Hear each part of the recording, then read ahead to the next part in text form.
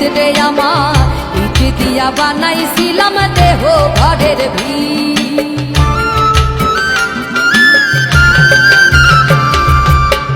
দেওয়ালের মাঝখানে হয় পাপ, পাপ করার লাইগা আল্লাহ বানাই নাইয়া সাপরে আমার, পাপ করার লাইগা আল্লাহ বানাই নাইয়া সাপ।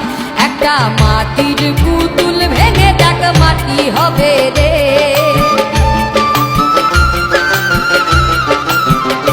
একটা মাটির পুতুল ভেঙে দেখ মাটি হবে রে। ওই আল্লাহ মাফ করো আমার,